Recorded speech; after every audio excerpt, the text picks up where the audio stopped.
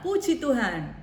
Hari ini kita diberi kesempatan lagi oleh Tuhan untuk beribadah bersama-sama. Meskipun secara online, kita bisa berjumpa dengan Tuhan melalui pujian dan penyembahan hari ini. Bersama dengan tim pemuji Kristus Pencipta. Selamat beribadah. Bapak Ibu, kita mau tetap bersuka cita, kita mau tetap penuh semangat karena kita punya Tuhan yang hebat, kita punya Tuhan yang ajaib, kita punya Tuhan yang perkasa melebihi apapun. Saya percaya Bapak Ibu akan mendapatkan kekuatan bersama Dia karena Dia Allah yang luar biasa untuk setiap kita. Haleluya. Bersama kita mau katakan, tak terbayang kebesaran-Mu dan tak terbanding kekuatan-Mu Tuhan. Kau megah bagiku, segenap jiwa dan pengharapan telah ku serahkan untuk rencana-Mu Tuhan. Kau nyata atasku, hanya Kau yang layak ditinggikan. Oh, ajaib Kau Tuhan, agung dan perkasa. Kau sumber kemenanganku, layak berkuasa, pemerintah selamanya. Yesus, Kaulah Raja mulia, Kau Raja mulia, Kau yang berkuasa atas hidup kami Tuhan. Dan kami mau selalu memuji Engkau Yesus. Haleluya. Tak terbayang kebesaran-Mu dan tak terbanding kekuatan-Mu Tuhan. Kau megah bagiku, segenap jiwa dan pengharapan telah ku serahkan untuk rencana-Mu Tuhan. Kau Raja atasku, hanya Kau yang layak ditinggikan. Oh, ajaib Kau Tuhan, agung dan perkasa. Kau sumber kemenanganku, layak berkuasa, pemerintah selamanya. Yesus, Kaulah Raja mulia, ajaib Kau Tuhan, agung dan perkasa. Kau sumber kemenanganku, layak berkuasa, pemerintah selamanya. Yesus, Kaulah Raja mulia, ajaib Kau Tuhan, agung dan perkasa. Kau sumber kemenanganku, layak berkuasa, meminta selamanya. Yesus, Kaulah Raja mulia, ajaib Kau Tuhan. Oh, Kau sumber kemenanganku, layak berkuasa, pemerintah selamanya. Yesus, Kaulah Raja mulia,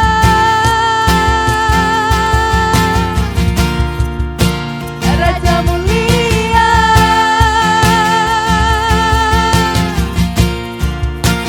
Raja mulia.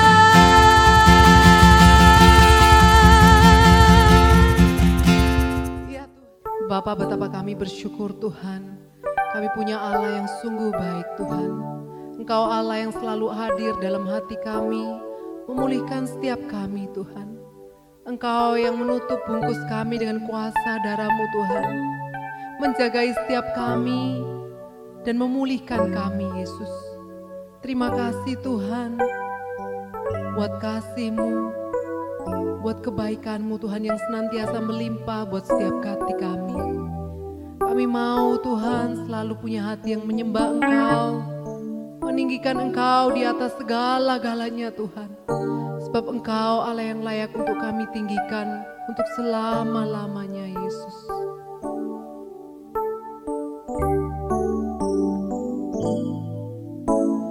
Yesus, kemuliaan-Mu pulihkan hatiku.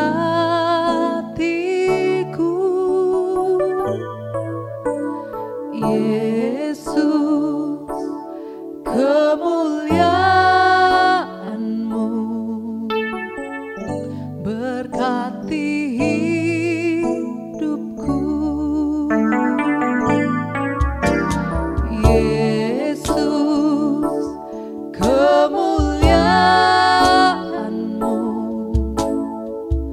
pulihkan hatiku.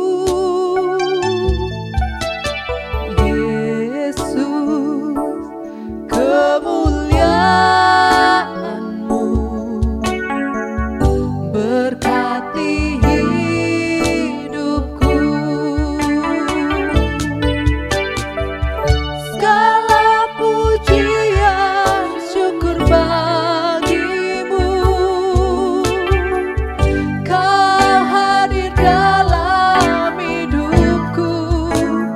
Kini ku datang sujud di hadapan-Mu, memuji-Mu, menyembah-Mu. Yesus, ku menyembah-Mu. Bersama kita mau katakan, Yesus, kemuliaan-Mu pulihkan hatiku.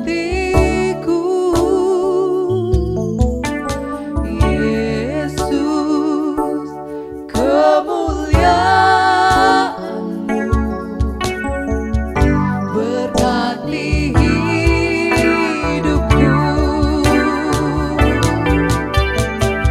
Segala pujian syukur bagi-Mu, Kau hadir dalam hidupku. Kini ku datang sujud di hadapan-Mu, memuji-Mu, menyembah-Mu. Yesus, ku menyembah-Mu.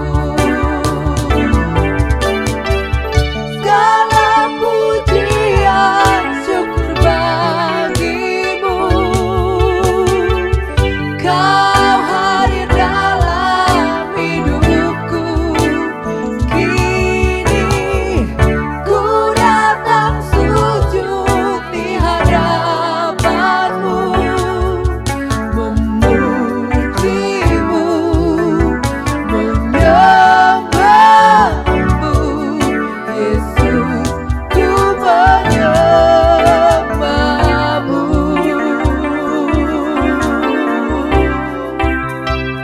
Terima kasih Tuhan atas kehadiran-Mu dalam hidup kami Tuhan. Engkau sungguh berharga, Engkau sangat-sangat berharga atas hidup kami Yesus. Terima kasih Bapa, terima kasih Tuhan untuk segala pengampunan-Mu Tuhan.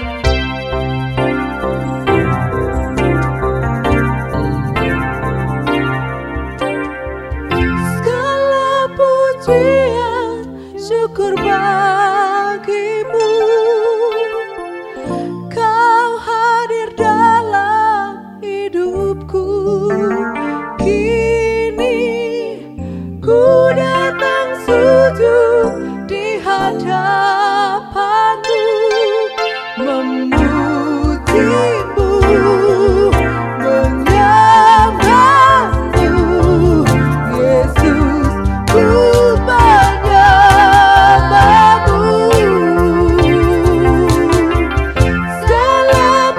pujian syukur bagimu.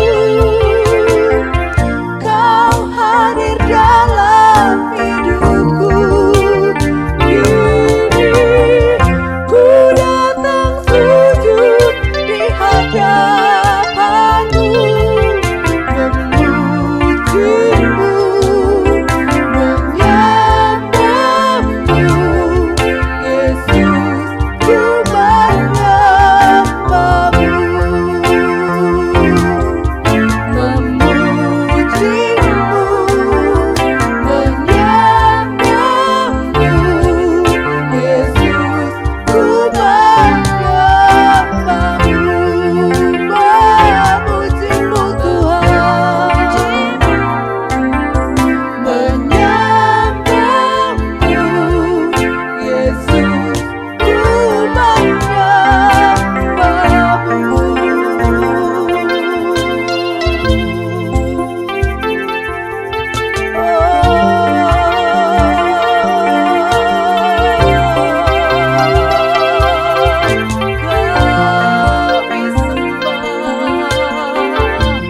kami sembah Kau Yesus.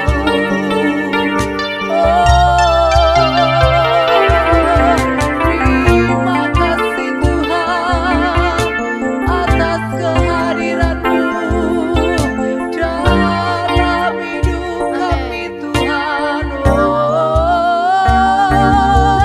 Kau sungguh berharga, Kau sungguh berharga bagi kami Yesus. Kau sangat mulia, Kau sangat mulia.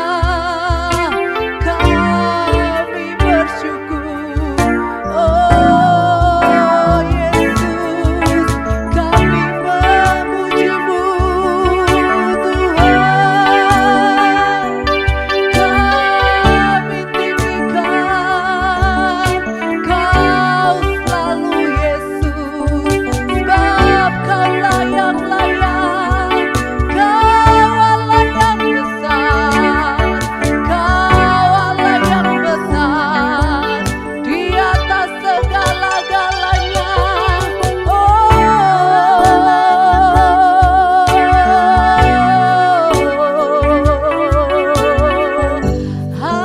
Haleluya. Kami sembah Engkau Tuhan, hanya Kau Yesus. Kau Allah yang besar, ajaib dan mulia.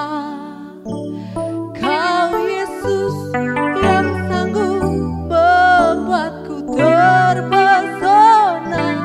Segala pujian bagi-Mu ya Tuhan, hanya Kau yang layak ku agungkan. Kau Allah yang besar, ajaib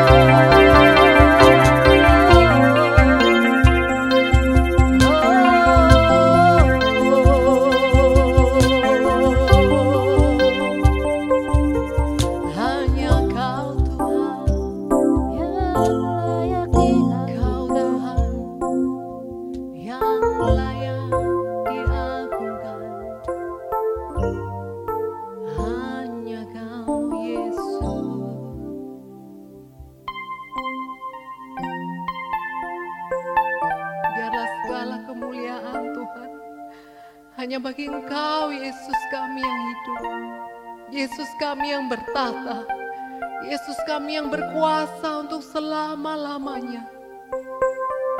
Kau Allah yang jauh lebih besar Tuhan dari apapun, dari setiap masalah kami, dari setiap persoalan-persoalan dalam hidup kami.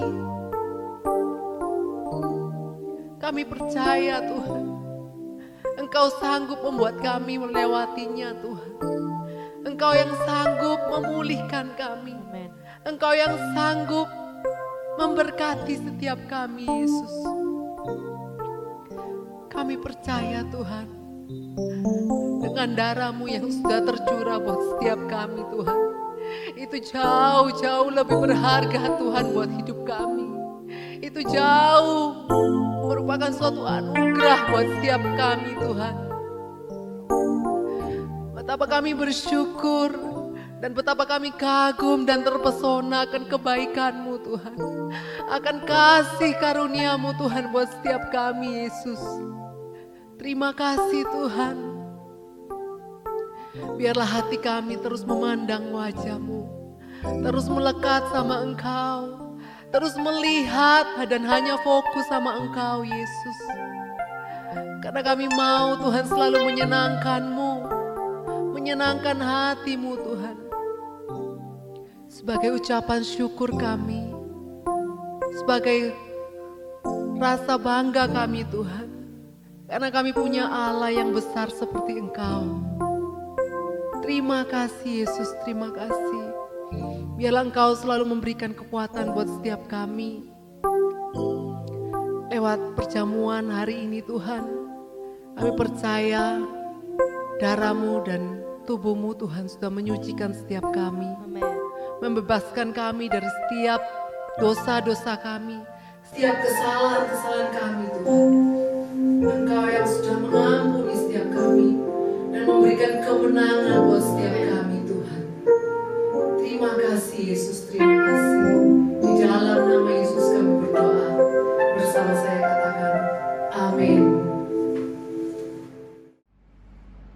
Bapak, Ibu, Saudara, di masa pandemi ini kita menyadari bahwa iman kita diuji. Dengan tidak ada ibadah di gedung gereja, kita benar-benar butuh suatu hubungan pribadi dengan Tuhan yang kuat. Betul Bapak Ibu? Tidak bisa mengandalkan lagi gedung gereja. Tidak bisa mengandalkan lagi komunitas teman-teman seiman yang bisa ketemu, yang bisa ngobrol, bisa menguatkan iman secara tatap muka. Kita benar-benar dibawa oleh Tuhan menyadari bahwa iman kita harus sejati. Ibadah yang sesungguhnya itu adalah sebuah hubungan pribadi dengan Tuhan yang menghasilkan perubahan hidup yang berlangsung terus-menerus. 2 minggu lalu saya berbicara dengan keheningan dengan Tuhan. Pentingnya beribadah secara pribadi dalam keheningan dengan Tuhan. Hari ini saya ingin berbicara tentang beribadah kepada Tuhan melalui firman Tuhan. Mengizinkan firman Tuhan mengubah hati dan pikiran kita sehingga pembaharuan pikiran itu bisa berlangsung terus-menerus. Bapak Ibu, masa pandemi ini adalah masa penggemblengan kita untuk menyadari tidak lagi bisa mengandalkan sesuatu yang lain. Hanya kita secara pribadi dengan Tuhan langsung. Hari ini topik khotbah saya adalah pembaharuan pikiran. Roma 12 ayat 1 dan 2. Karena itu saudara-saudara, demi kemurahan Allah, aku menasehatkan kamu supaya kamu mempersembahkan tubuhmu sebagai persembahan yang hidup, yang kudus, dan yang berkenan kepada Allah. Itu adalah ibadahmu yang sejati. Janganlah kamu menjadi serupa dengan dunia ini, tetapi berubahlah oleh pembaharuan budimu, sehingga kamu dapat membedakan manakah kehendak Allah, apa yang baik, yang berkenan kepada Allah, dan yang sempurna. Bapak Ibu, ibadah yang sejati itu adalah membaharui pikiran kita supaya kita tidak sama dengan dunia ini. Dan pembaharuan budi itulah ibadah kita yang sejati. Jadi, ibadah yang menyenangkan Tuhan itu adalah tentang pembaharuan budi. Pembaharuan budi, kata lainnya adalah pembaharuan pikiran. Renewing of your mind, bahasa Inggris. Ini adalah ibadah kita yang sejati. Mempersembahkan hidup kita dengan cara terus-menerus memperbaharui pikiran kita. Kita tidak boleh meniru idealisme dan budaya dunia ini. Ibadah yang sejati bukan hanya, ibadah yang sejati bukan ibadah yang harus ada di gedung gereja. Ibadah yang sejati bukan dibatasi oleh ibadah korporat bersama-sama dengan teman-teman saja. Tetapi pikiran kita yang terus-menerus kita baharui, mengizinkan firman Tuhan membaharui kita. Di dalam Roma 12 ayat 2 dari terjemahan bahasa Inggris The Passion Translation, berhentilah meniru idealisme dan pendapat-pendapat budaya di sekelilingmu, melainkan izinkan hatimu diubah oleh Roh Kudus melalui pembaharuan total dalam cara berpikirmu. Hal ini akan membuat kamu bisa mengetahui kehendak Allah, yaitu hidup yang baik, menyenangkan Dia, dan yang sempurna di hadapannya. Pembaharuan total dalam cara berpikirmu. Kita harus mengizinkan hati kita diubah oleh Roh Kudus melalui pembaharuan total dalam cara berpikir kita. Pembaharuan pikiran itu berbicara tentang alam bawah sadar. Kita semua, pikiran kita terdiri dari dua, pikiran alam bawah sadar dan pikiran alam sadar. Perbaharui pikiran, ini berbicara tentang pembaharuan alam bawah sadar kita. Bapak Ibu, pikiran kita 80% dikendalikan oleh memori bawah sadar. Memori bawah sadar itu ahli-ahli jiwa 80% sampai 88% mereka percaya kita dikendalikan oleh memori bawah sadar. Jadi yang terbanyak hidup kita dikendalikan oleh pikiran bawah sadar kita. Karena itu, berbicara tentang pembaharuan pikiran, kita harus mengerti bahwa yang dimaksudkan oleh Alkitab adalah bawah sadar kita itu yang harus diperbaharui oleh firman Tuhan. Karena pikiran bawah sadar itu justru yang menguasai perkataan kita, keputusan kita, tindakan-tindakan kita. Ya. Jadi hanya sekitar 12 atau 20% saja kita dikendalikan oleh pikiran sadar kita, alam sadar kita.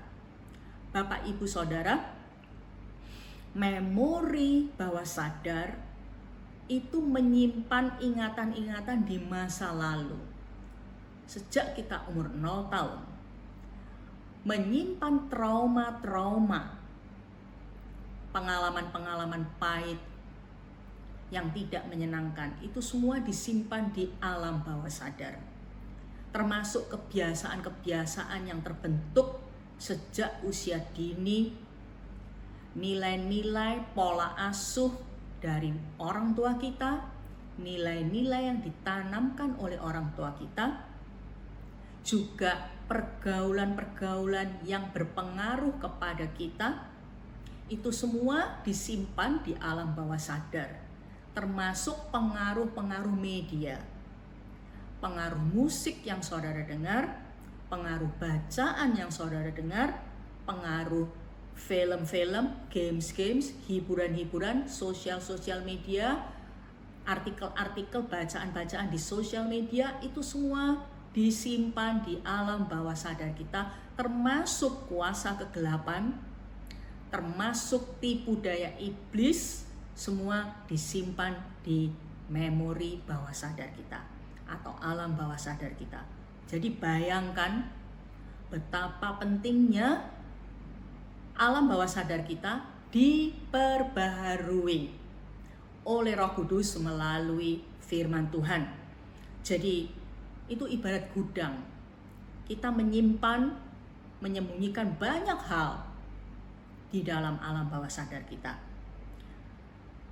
Dan hanya Roh Kudus dan firman Tuhan, pedang bermata dua di dalam Ibrani 4 ayat 12-13, itu yang sanggup menusuk sampai ke dalam bawah sadar kita. Karena di sana dikatakan sanggup menusuk sampai jiwa dan tubuh dan jiwa, sampai bagian-bagian terdalam di dalam lubuk hati kita. Firman Tuhan bisa masuk ke dalam sana.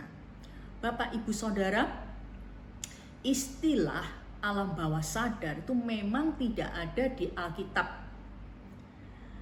Tetapi pengertian lubuk hati di mana dosa atau kesalahan tersembunyi ada di banyak ayat.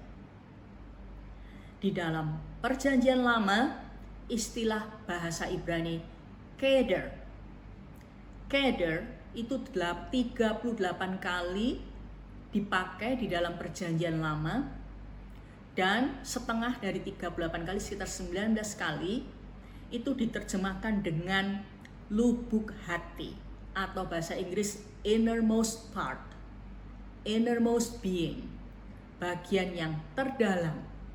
Contoh, Amsal 20 ayat 27, roh manusia adalah pelita Tuhan yang menyelidiki seluruh lubuk hatinya. Di situ lubuk hati pakai istilah keder. Amsal 20 ayat 30, bilur-bilur yang berdarah membersihkan kejahatan, dan pukulan membersihkan lubuk hati. Innermost part, keder. Mazmur 51 ayat 8, engkau berkenan akan kebenaran dalam batin. Di dalam bahasa Inggris, Mazmur 51 ayat 6, innermost being, batin. Keder juga. Lebih banyak ayat yang lain juga pakai keder, tapi saya ambil hanya 3 saja. Nah, Bapak Ibu, lubuk hati itu bicara tentang innermost being, memori atau pikiran bagian yang terdalam bawah sadar kita. Di sana dosa bersembunyi dan kesalahan-kesalahan bersembunyi. Di dalam Lukas 6 ayat 43 dan 45, Tuhan Yesus berkata, karena tidak ada pohon yang baik yang menghasilkan buah yang tidak baik, dan juga tidak ada pohon yang tidak baik yang menghasilkan buah yang baik. Ayat 45-nya, orang yang baik mengeluarkan barang yang baik dari perbendaharaan hatinya yang baik, dan orang yang jahat mengeluarkan barang yang jahat dari perbendaharaannya yang jahat, karena yang diucapkan mulutnya meluap dari hatinya. Ada kata perbendaharaan hati. Itu juga tempat penyimpanan memori bawah sadar kita. Di situ sudah tertanam banyak hal, nilai-nilai, prinsip-prinsip yang ditanamkan berulang-ulang oleh orang yang berotoritas kepada kita, orang tua, guru, pemimpin rohani, pemimpin sekolah minggu, suami, istri, dan lain-lain. Trauma-trauma, kenangan-kenangan pahit yang membekas, yang mengendalikan pikiran kita, itu ditaruh di tempat penyimpanan, yaitu perbendaharaan hati. Markus 7 ayat 20-23, Tuhan Yesus berkata, katanya lagi, apa yang keluar dari seseorang itulah yang menajiskannya. Sebab dari dalam, dari hati orang timbul segala pikiran jahat, percabulan, pencurian, pembunuhan, perzinahan, keserakahan, kejahatan, kelicikan, hawa nafsu, iri hati, hujat, kesombongan, kebebalan. Semua hal-hal jahat ini timbul dari dalam dan menajiskan orang. Bapak Ibu, Tuhan Yesus memperingatkan. Inilah penghambat ibadah kita kepada Tuhan. Kalau alam bawah sadar kita tidak diperbaharui terus-menerus oleh firman Tuhan, maka hal-hal yang tadi disebutkan oleh Tuhan itu menjadi penghambat ibadah kita kepada Dia. Ini semua yang membuat kita tidak bisa mempersembahkan hidup kita sebagai persembahan yang kudus bagi Tuhan. Berarti ibadah kita tidak sejati, tidak sungguh-sungguh.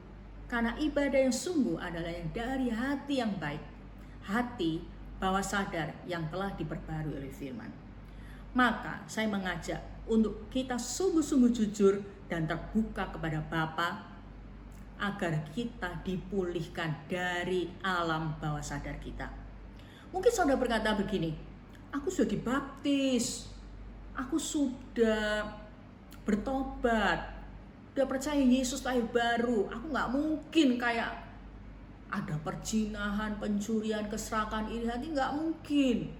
Itu dulu, sekarang aku sudah enggak. Sudah bertobat, percaya Yesus, dibaptis. Tapi banyak sekali orang-orang Kristen yang area-area hidupnya belum diserahkan kepada Tuhan. Atau dengan kata lain, area-area di dalam pikiran bawah sadarnya belum diubah total oleh Roh Kudus dan oleh firman Tuhan. Mengapa belum diubah? Karena tidak diserahkan kepada Tuhan untuk diperbaharui oleh firman.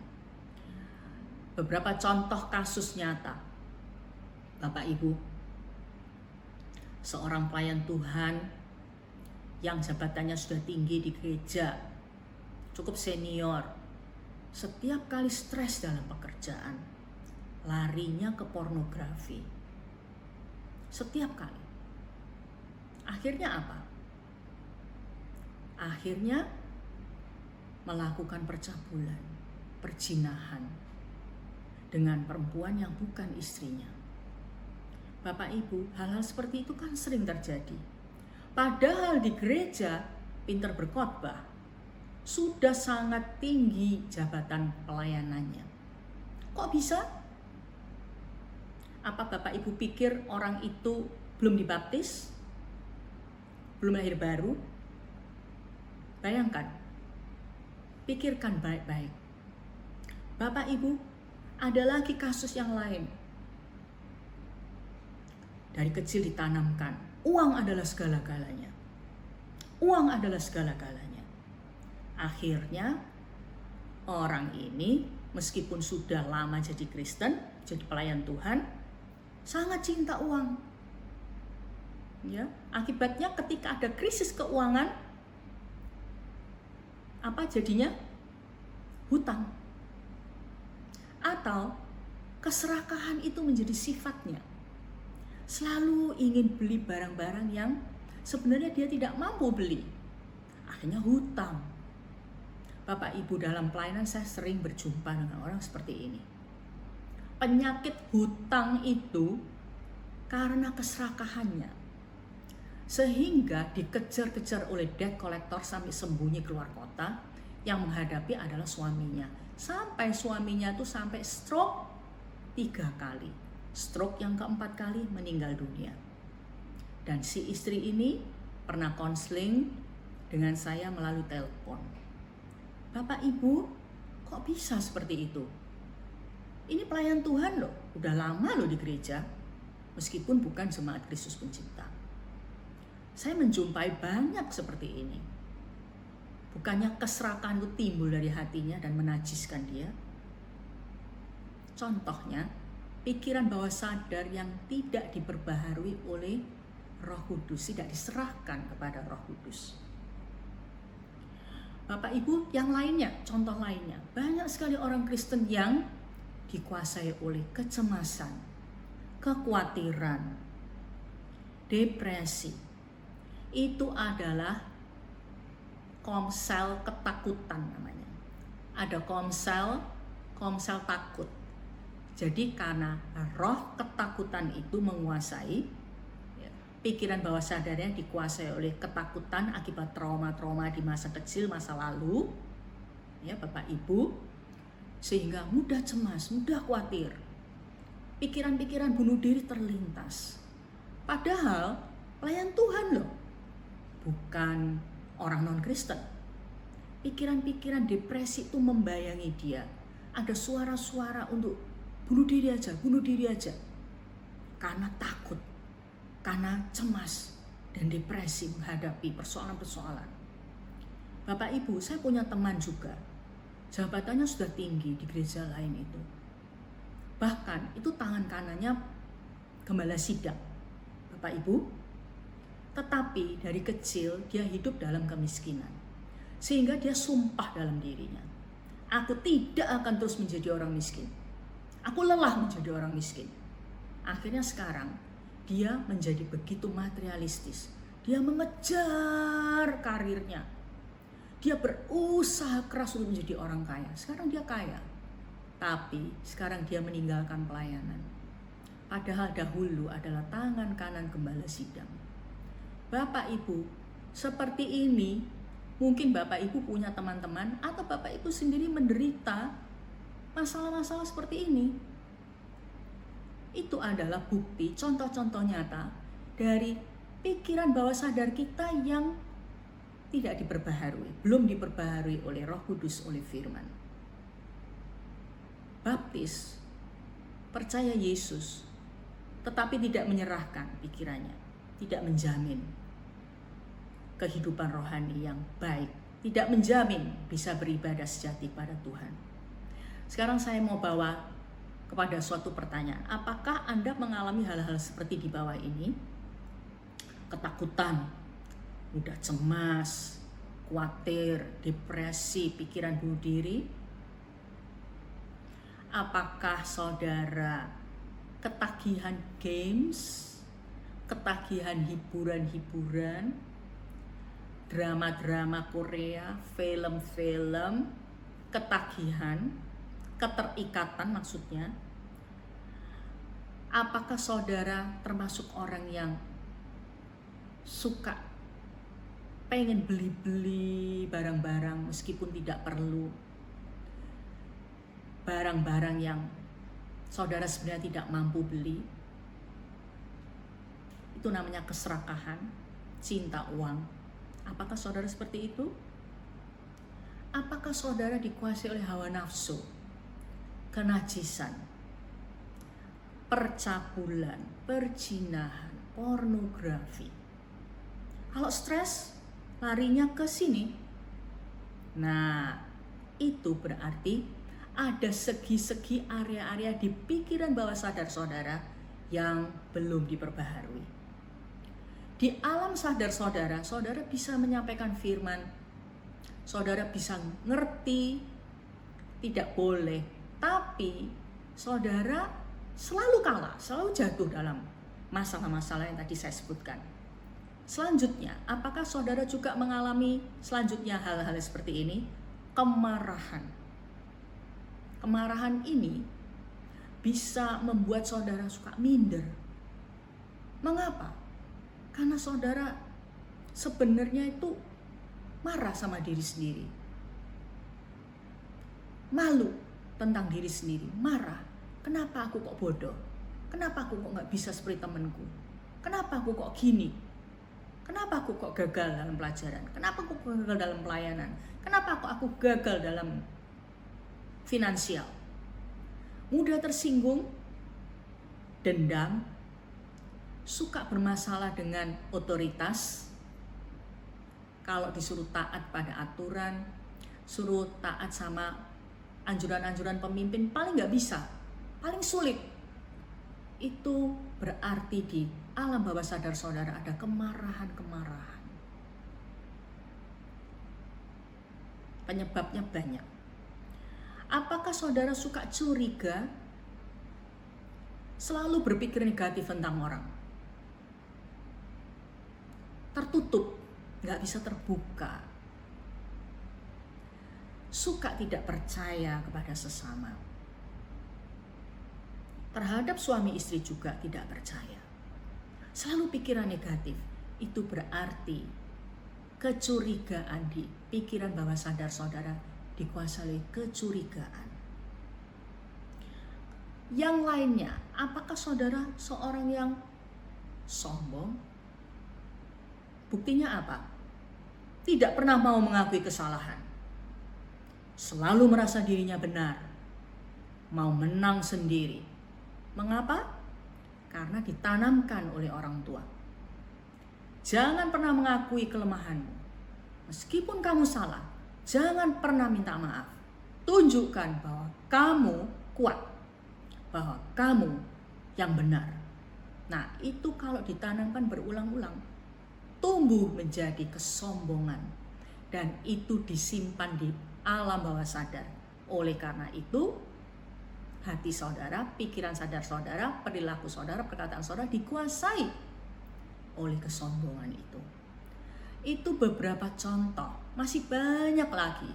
Tapi saya pikir daftar ini sudah cukup memberi gambaran kepada Bapak Ibu Saudara.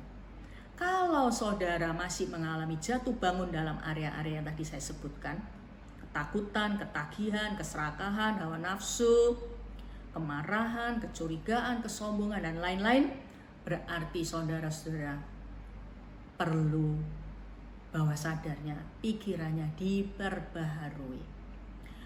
Nah, ketika kita sudah mengetahui beberapa hal yang menguasai kita di bawah sadar kita, pikiran kita, bagaimana respon-respon kita? Nah, saya mau ungkapkan beberapa respon yang tidak tepat dari banyak orang Kristen. Mengasihani diri, menangis, seolah-olah menangis dijamah oleh kasih Tuhan. Gak taunya menangis mengasihani diri, nelongso. Aduh, aku kok dijahati sama suamiku. Dia kok kayak gitu menghina aku ya. Dia nangis. Bukan bertobat nangisnya, bukan disembuhkan, tapi nelongso. Nah, itu respon yang tidak tepat Bapak Ibu. Tidak memperbaharui, tidak memulihkan Anda. Atau banyak sekali orang Kristen yang mengabaikan. Karena nggak ngerti, nggak mengenali diri. Karena sejak kecil tidak pernah diperhatikan oleh orang tua. Orang tua sibuk bekerja, dua-dua tidak punya waktu. Jadi kalau dia sedih, marah, ataupun apa, harus dipendam, harus dibuang perasaan itu. Jadi terbiasa berpuluh tahun hidup dengan menyangkali perasaan sendiri, akhirnya sulit sekali mengenali diri sendiri. Karena itu tidak bisa berespon benar karena nggak ngerti kalau di dalam dirinya banyak sekali masalah-masalah yang negatif yang ada di bawah sadarnya. Tapi dengan saya mengungkapkan tadi, saya berharap dan berdoa Bapak Ibu bisa menyadari, oh iya aku memang suka marah, suka sombong dan lain-lain. Respon yang tidak tepat lainnya adalah mengabaikan, juga karena nggak mau menghadapi kenyataan tentang problema emosionalnya. Mengapa? Karena nggak ingin merasa sakit hati lagi. Jadi menipu diri sendiri, ya. Atau yang banyak juga kesombongan tersembunyi. Masa sih aku seperti gitu?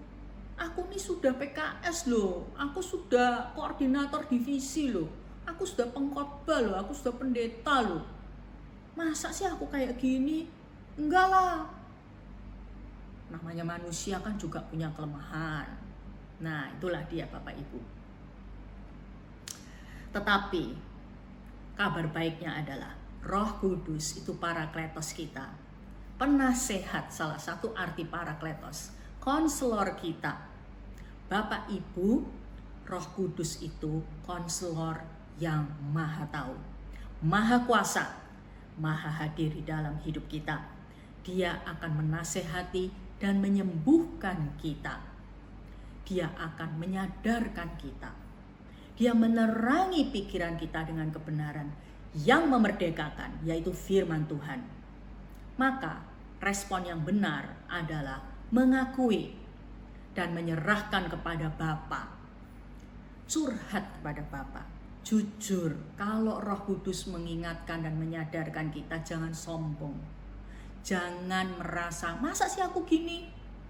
Tapi dengan jujur berkata, iya, meskipun aku sudah pendeta, aku ternyata masih suka sakit hati, masih suka minder dan marah, dendam. Meskipun aku sudah pekerja Tuhan senior, aku masih terikat pornografi dan kenajisan.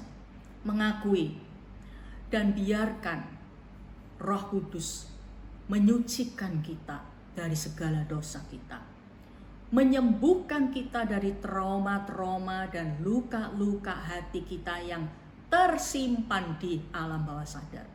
Saya mau bersaksi dari diri saya sendiri. Banyak peristiwa seperti ini di mana Roh Kudus menasihati saya, dan saya harus mengakui dengan jujur, meskipun saya malu, kenapa saya sudah pendeta tapi seperti itu. Salah satunya, suatu hari ketika saya berdoa, saya nggak bisa berdoa Bapak Ibu. Tiba-tiba teringat semua kata-kata dan perbuatan ayah saya. Dan sakit hati saya mulai timbul lagi. Waktu itu beberapa hari, setiap kali saya mau berdoa, teringat kembali. Saya gelisah. Lalu, Roh Kudus bilang gini, kayaknya kamu ini belum mengampuni papamu loh. Lalu saya langsung menolak. Gak bisa, sudah lama. Saya ingat di retreat itu saya mengampuni papa saya kok. Saya sudah tidak lagi kepahitan sama dia. Tapi Roh Kudus menasihati saya. Kayak konselor nanyain saya. Tapi kenapa ya kalau ayahmu itu berbuat sesuatu yang tidak menyenangkan, kamu marah? Kalau kamu mendengar berita tentang ayahmu, kamu jadi jengkel. Di situ saya merenung, saya diam. Saya bilang, ya betul juga Tuhan. Berarti kamu harus sembuh. Kamu harus mengampuni papamu sungguh-sungguh. Sakit hati saya Bapak Ibu. Saya malu. Mengapa? Karena saya sudah mengajar beratus-ratus kali tentang mengampuni ayah, tentang hati Bapa. Padahal saya sendiri ternyata masih menyimpan sakit hati itu. Saya nggak sadar Bapak Ibu. Itu tersimpan di alam bawah sadar saya. Tapi Roh Kudus itu setia. Dia ingin saya sembuh. Dia ingin saya menyadarinya. Dia ingin saya rendah hati dan jujur. Dan berhari-hari setelah itu, saya sampai nangis-nangis lagi. Teringat apa yang gak enak, pengalaman-pengalaman saya dengan papa yang gak enak tuh teringat semua. Saya heran. Padahal saya pikir saya sudah mengampuni dia. Tapi setelah beberapa hari, dia menyembuhkan, membongkar gudang penyimpanan bawah sadar saya. Satu demi satu. Nah, pada suatu hari, saya merasakan kemerdekaan. Sungguh, pemulihan. Hati saya bisa berbelas kasihan kepada Papa. Dan buktinya ada. Ketika saya mendengar berita tentang ayah saya begini atau begitu yang tidak enak, saya bisa tenang. Saya bisa tetap damai. Dan saya bisa mengadakan pendekatan pada Papa dengan baik. Kadang-kadang saya jengkel lagi sama dia, tapi saya dengan mudah sekali bisa berbaikan lagi, berdamai kembali, dan saya tidak memendam sakit hati. Sampai hari ini, Bapak Ibu, saya tidak mengatakan bahwa hubungan saya dengan Papa selalu indah. Kadang-kadang terjadi suatu hal yang tidak menyenangkan, tetapi itu tidak membekas. Dengan mudah saya bisa menyelesaikan hati saya dengan baik. Bapak Ibu, penting sekali kita jujur. Jangan menyangkali diri, jangan menghindar, tetapi rendah hati dan jujur. Bapak Ibu Saudara, sekarang kalau pikiran kita sadar banyak yang harus diperbaharui, bagaimana prosesnya? Sederhana Bapak Ibu, mungkin Bapak Ibu sudah sering mendengar, cuma tidak melakukannya. Ya, nomor 1, berulang-ulang kita harus menanamkan, merenungkan firman Tuhan di dalam pikiran bawah sadar kita. Memperkatakan firman berulang-ulang. Mengapa harus berulang? Karena berulang-ulang juga nilai-nilai yang salah telah ditanamkan oleh orang-orang yang berotoritas, orang-orang yang penting dalam hidup kita. Kata-kata negatif dan semuanya. Berulang-ulang juga trauma-trauma itu terjadi, ya kan? Nah, Bapak Ibu, makanya di Mazmur 1 ayat 1-6 dikatakan, terutama Mazmur 1 ayat 2, merenungkan Taurat Tuhan siang dan malam. Merenungkan firman Tuhan siang dan malam.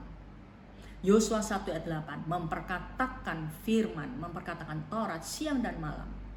Arti siang dan malam itu hanya terus menerus. Berapa hari? 21 hari paling sedikit kalau mau benar-benar pikiran kita diperbaharui.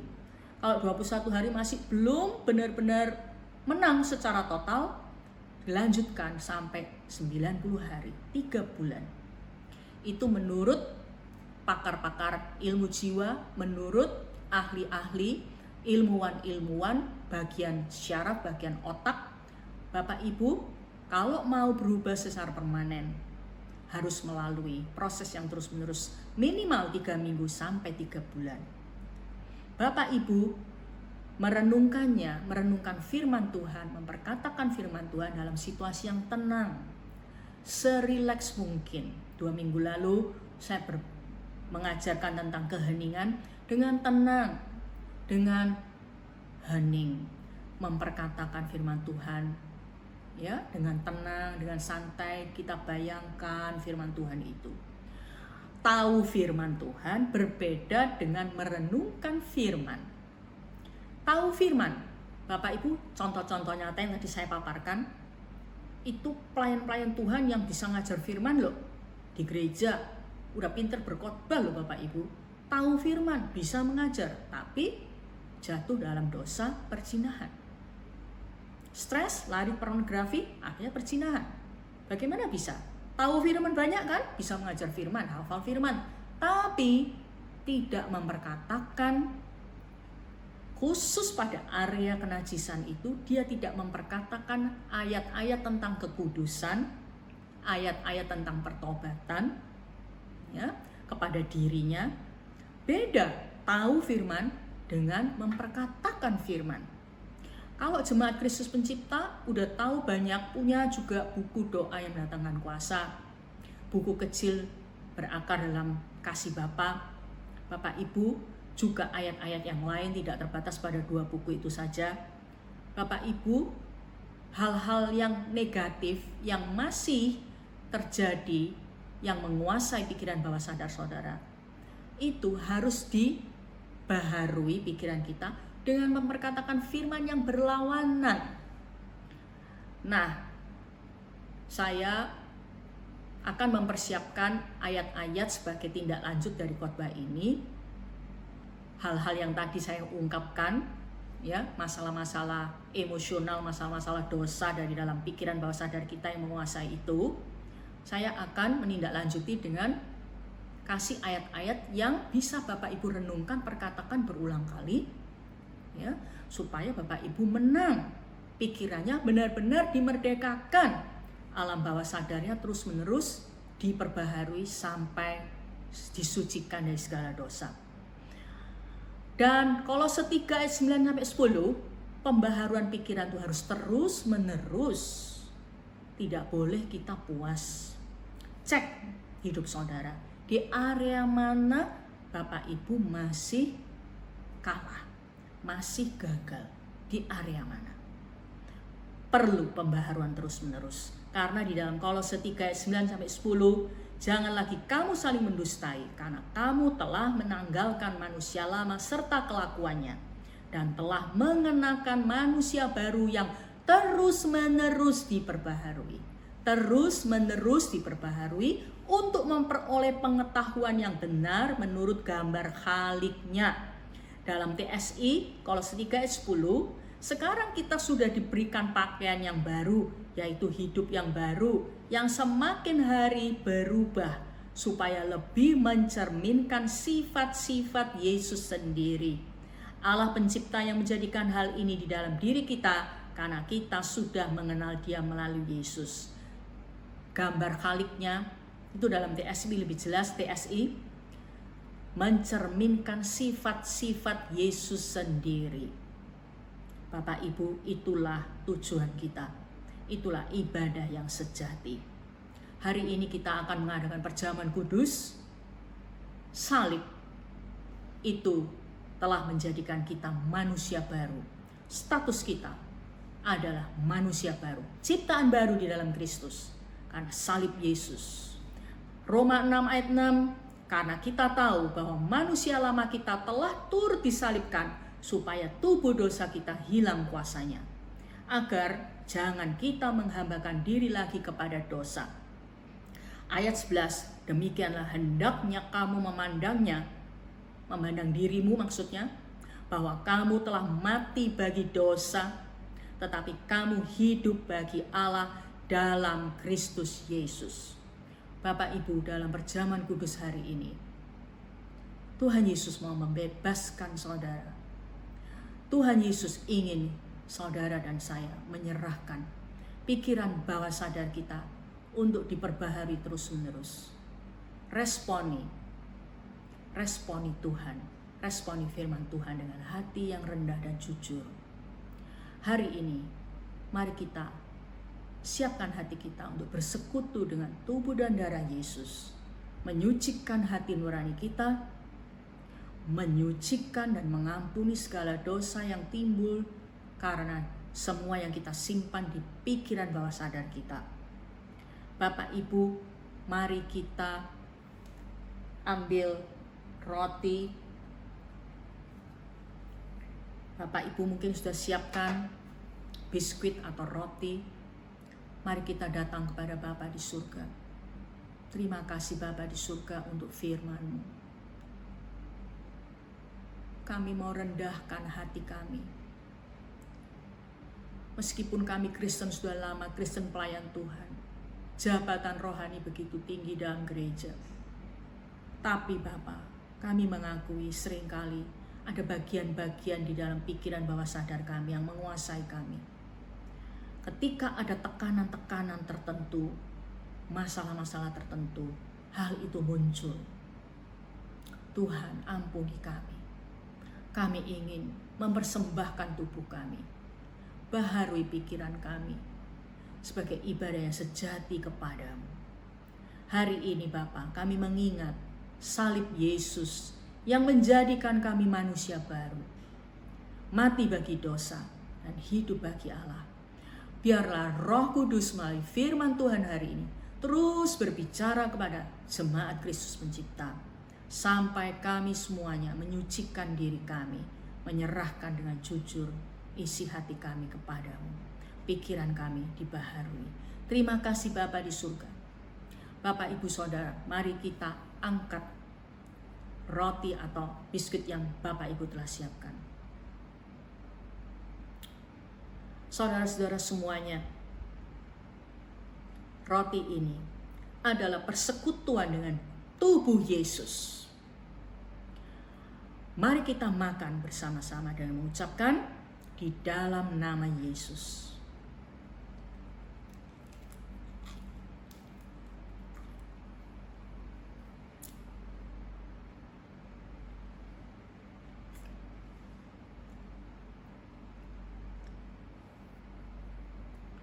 Aku berdoa di dalam nama Yesus, oleh bilur-bilur Yesus, Tuhan menyembuhkan semua penyakit. Semua jemaat yang beribadah online hari ini, yang tubuhnya sakit, disembuhkan oleh bilur-bilur Yesus. Kami hardik semua penyakit dan kelemahan tubuh. Di dalam nama Yesus, bilur-bilur Yesus menyembuhkan semua penyakit di dalam nama Yesus. Sehat, sembuh dalam nama Yesus. Bapak Ibu, mari kita angkat anggur atau teh yang telah disiapkan. Terima kasih Bapa di surga untuk darah Yesus yang mengampuni kami, yang membuat kami menjadi manusia baru. Bapak Ibu Saudara, anggur ini adalah persekutuan dengan darah Yesus yang suci. Mari kita minum bersama dengan mengucapkan, di dalam nama Yesus.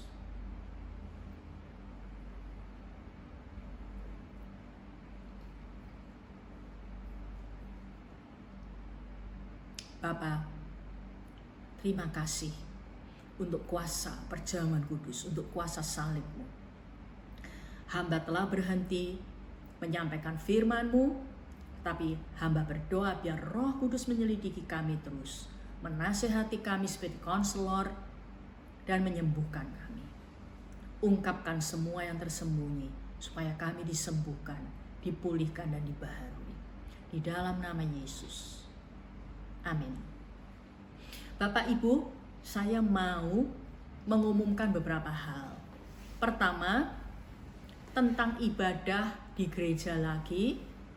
Kok sudah boleh loh beribadah Bu Hana di gereja, ibadah offline ya?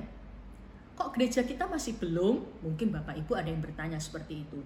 Masjid di tetangga saya, di samping rumah saya ini sekarang sudah sholat tuh. Gereja kok belum buka? Ya, biarlah saya menjelaskannya hari ini.